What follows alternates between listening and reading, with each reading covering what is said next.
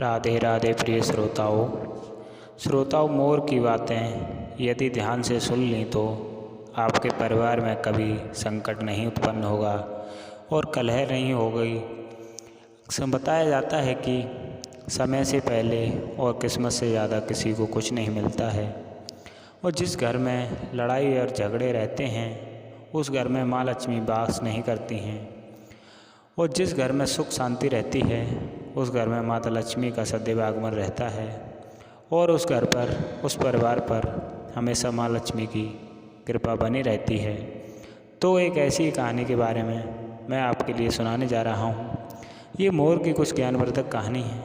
कुछ ऐसी बातें हैं जो बहुत ही महत्वपूर्ण बातें हैं।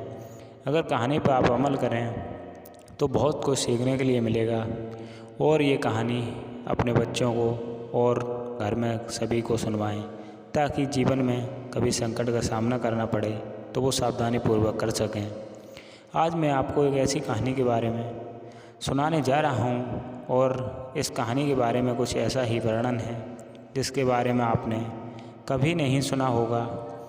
आप इसे एक पौराणिक लोक कथाएँ में से भी इस कहानी का वर्णन किया जाता है, क्योंकि ऐसा माना जाता है कि अब आपको कहीं भी देखने को नहीं मिलेगा। तो अब हम आपका ज़्यादा समय न लेते हुए कहानी को शुरू करते हैं। इससे पहले यदि आपने हमारा चैनल सब्सक्राइब नहीं किया है तो चैनल को सब्सक्राइब ज़रूर करें, बेल आइकन दबाएं और आने वाली वीडियो ताकि सबसे पहले आपको मिल सके। तो एक बार कुछ बच्चे एक नागराज को मार रहे थे। एक राजा ने उसकी रक्षा की। राजा पर प्रसन्न होकर नागराज ने उस राजा को जानवरों की भाषा समझने और बोलने का वरदान दे दिया, किंतु उसे यह चेतावनी दी कि यदि वह उस बात को किसी के सामने यदि किसी से चर्चा करेगा तो उसके प्राण चले जाएंगे।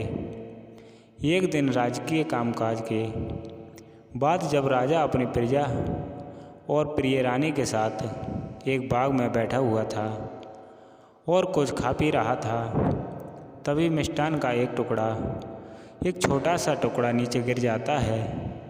थोड़ी देर में वहाँ पर चींटी आ पहुँचती है। उस टुकड़े को देखकर चींटी बहुत ही चिल्ला उठती है और खुशी के मारे उसका रहा नहीं जाता है। कहती है, अरे वाह, इतना बड़ा मिष्ठान जो एक पूरी बैलगाड़ी में भी नहीं समा सकता है। क्योंकि बताया जाता है कि चींटी को उससे बड़ा कुछ मिल जाए तो उसे कुछ बड़ा ही लगता है। फिर वह उस टुकड़े को उठाकर ले जाने लगी। उस टुकड़े की चेष्टा में चींटी की बात सुनकर राजा को हंसी आ गई और वह मुस्कुराकर बोला।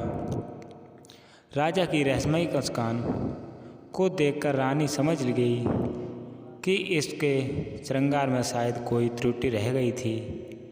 अतः उसने राजा से कहा, किंतु राजा ने उसकी बात टाल दी।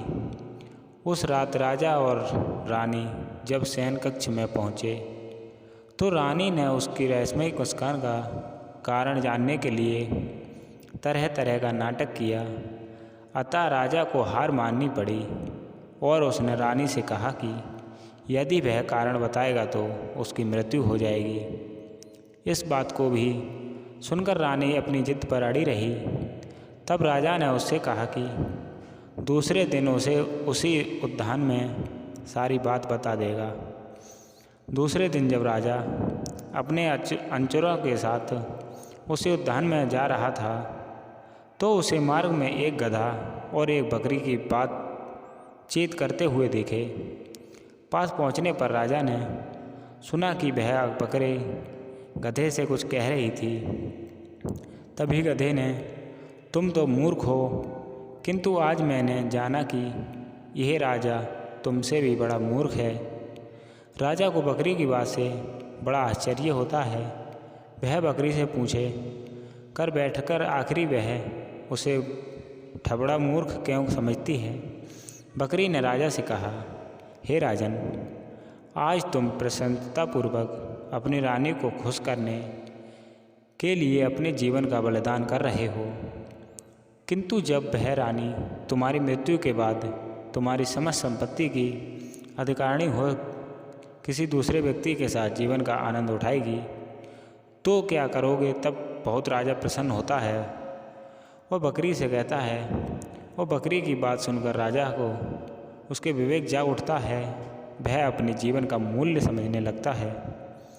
परंतु जब राजा बाग पहुंचा तो उसने रानी से कहा, रानी, मैं तुम्हें अपनी मुस्कान का कारण बताने में कुछ समय लेता हूँ और कहानी के बताने में तैयार हूँ, किंतु एक शर्त है। तुम्हें 100 कोड़े खाने पड़ेंगे, क्योंकि भेद बताने पर मेरे तो प्राण तत्काल निकलेंगे। रानी ने समझा राजा तो उसे बहुत प्यार करता था, उस पर झूठ मूठ के कोड़े बरसाए जाएंगे। अतः वह कोड़े खाने को तैयार हो गई। तब राजा ने अपने एक सिपाही से पूरी शक्ति के साथ रानी पर कोड़े बरसाने को कहा।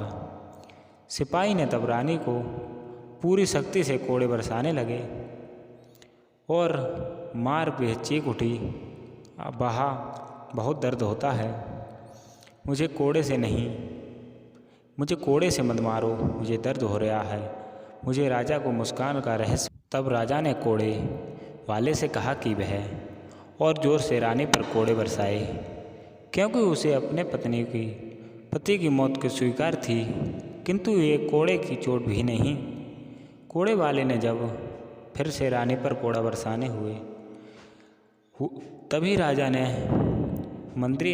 के मंत्री ने आकर राजा से आग्रह किया कि वह रानी को क्षमा कर दें। राजा ने रानी को क्षमा तो कर दिया, किंतु वह मान सम्मान और प्यार फिर कभी भी नहीं प्रदान कर गया।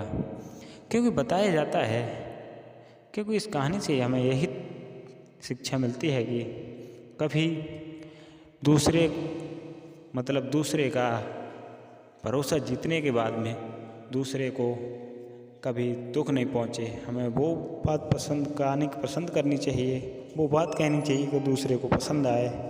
तो मिलते हैं दोस्तों अगली वीडियो में। इससे पहले यदि आप हमारे चैनल पर नए हैं तो वीडियो को लाइक और चैनल को सब्सक्राइब जरूर करें। धन्यवाद।